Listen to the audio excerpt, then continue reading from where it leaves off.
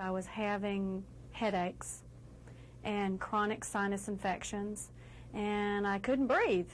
Since college, Andrea Davis Hill has had a difficult time breathing through her nose.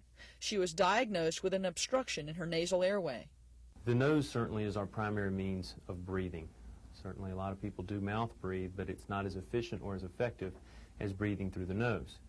Obstruction can be caused by sinusitis or allergic rhinitis, in which case many patients respond well to medicines. But for other patients, their problems are much more complex.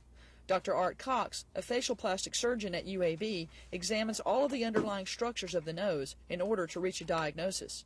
As I look at a patient, I will evaluate the external nasal valve just by looking. I will evaluate them as they are breathing to watch the dynamics of whether the nose is collapsing, and if so, where.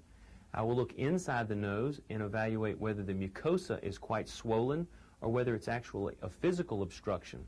If surgery is needed, Dr. Cox performs what he calls a functional rhinoplasty. An incision is made usually across what we call the columella, which is this portion of the nose. And the nose is elevated such that we can see the underlying structures. But once the inside of the nose has been addressed by the septum and the turbinates, then we address the structures of the nose.